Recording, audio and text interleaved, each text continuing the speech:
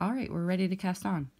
I have cast on 112 stitches onto a 16-inch circular needle US 7 for the ribbing section, and I'm going to begin working the chart.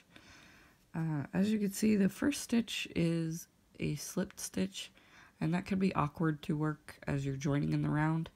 So what I've done, typically when I join in the round, I cast on an extra stitch and knit two together anyway.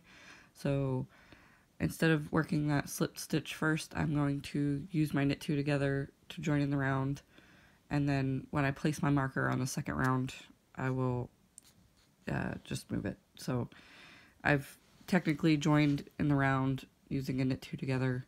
I'm not going to count it. So then my second stitch I will work as the slipped stitch. So if you look at the key, the V with the dot inside of it is slip purlwise with yarn in front. So we're going to slip purlwise, yarn in front, and then we have 3 knit stitches.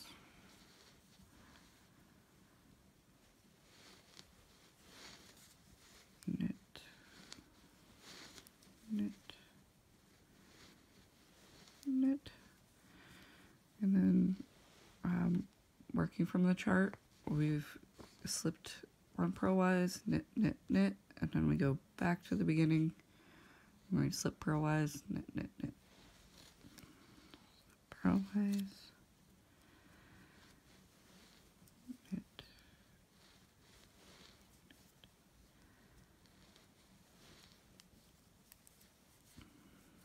Okay, again we've completed the 4. I'm gonna go back to the beginning.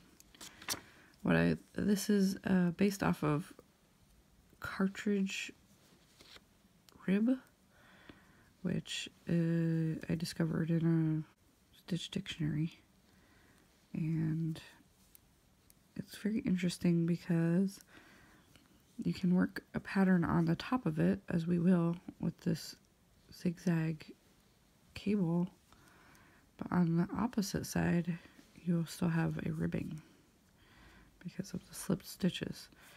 It's also extremely squooshy, which is why this challenge has that title, and it's very squooshy because of the slip stitches, and I will demonstrate that when we get a little bit more here. So I'm going to finish off this round and then come back when we're going to work round 2. Alright, so I've made it around the first round, and I'm ready to start the second round. The second round is purl, purl, slip purlwise with yarn and back, purl. So we will keep repeating purl, purl, slip, purl in this next round. So we start with a purl,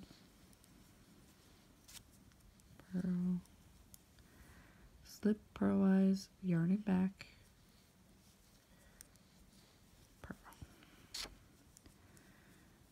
Now, if you forget which way you're supposed to be slipping with yarn in front or back, in the second round we slip with yarn and back because we were trying to maintain the slipped stitch on the front of the work.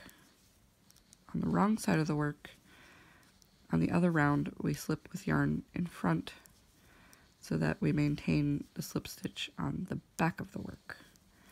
And once I get enough of a pattern going here, I will show you how that is happening. But with just 2 rows, it's not gonna, 2 rounds is not really gonna show you what I mean. So once you get in a rhythm, and this you'll learn with charts too, is it does say purl, purl, slip, purl. But once you get in the middle, and it doesn't matter until the end again, you can just purl, purl, slip when you get into the pattern of it. Like here, I've got slip, purl, purl, purl. So I'm going to slip and then purl 3. It's whatever makes more sense in your head.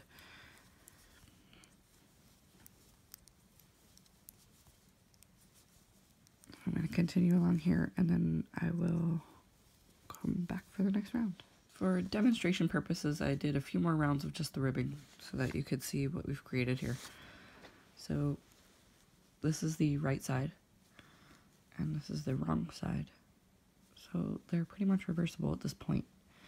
And it's very, very squishy because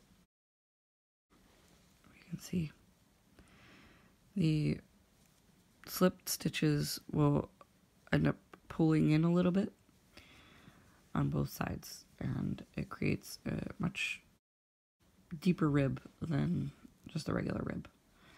And then you've also got the extra stretch of the slip stitch, so it is pretty stretchy as well. So now once we reach the point of we're done with the ribbing, which in the chart is only 4 rounds. I've done 10 here just to show you, but let's pretend I'm here at the end of the 4th round, and then we're going to begin the cables.